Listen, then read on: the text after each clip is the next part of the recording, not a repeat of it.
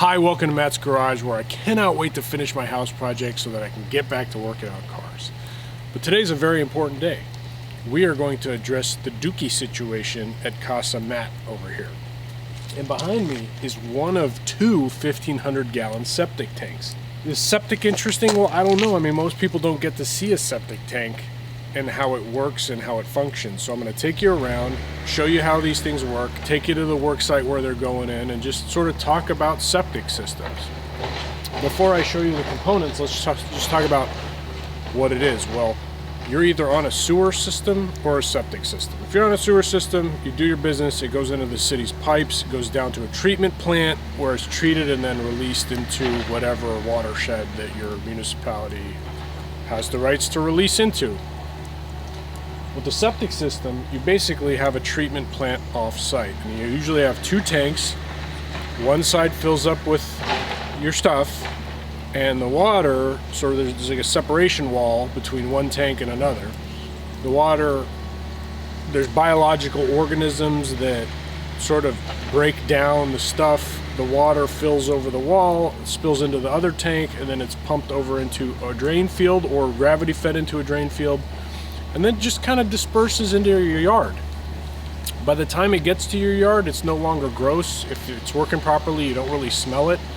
And then every so often, you have to call in a specialty company to come in and pump the system. And they just come in with a truck, just like a porta potty, and they pop an access lid, drop a hose in there, and suck all that stuff out. It's pretty simple, actually, and a lot of systems use it all over the world.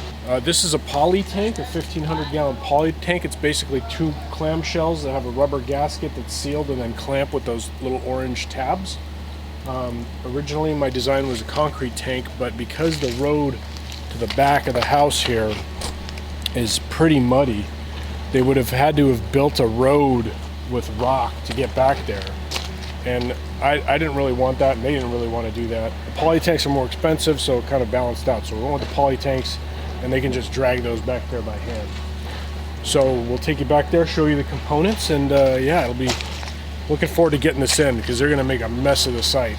That's one poly tank, that's the other 1,500-gallon poly tank, and this is all the rock that's going to be the bedding for the dispersion trenches. And these they can cut up and sort of extend the lids on the top depending on what they need to do to get it to grade level for access and maintenance. This is that access I was telling you about. It's just a muddy mess. So, and these guys are back here digging right now, actually. Hey, how's it going? Good.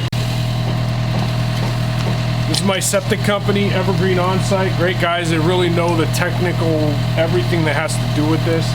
Right now they've got a GPS transit device, and they're basically digging the holes for the pits. They're going to set the tanks first, get them anchored down because of the water table, and then start working their way over to the back side of the property in that far corner where they will do the drain field.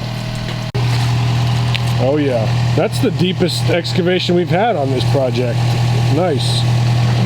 And that's the sewer pipe that I had to leave out of my foundation that I stubbed out about 18 inches below ground, and then they'll connect to that. Have two tanks here and then pipe out to the back corner, and then it'll gravity feed down there. They've already demoed all the stuff that was back there. Yeah, there used to be some vegetation back here. You can see they kind of piled it up back there. They used to have a fire pit that's over there now. So they'll just cut diagonal drain field pipes down, set the bedding, lay them in there. There's like a manifold at the top that connects all the pipes and kind of evenly spreads them.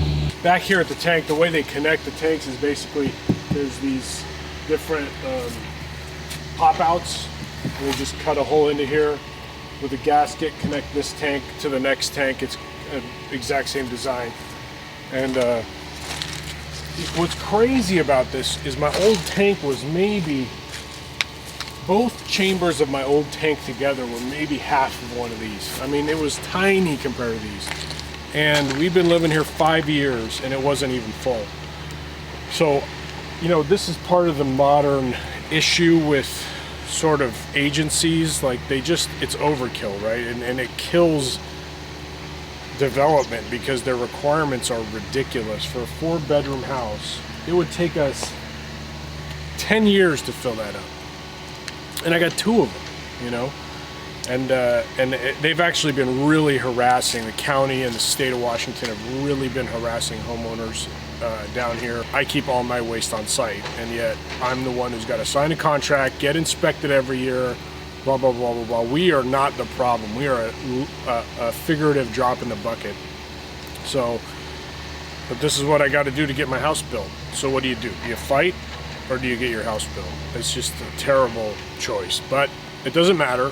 I'm gonna have a nice new poop can here, and I'm looking forward to getting this in and start using it. I'll see you next time on Matt's Garage.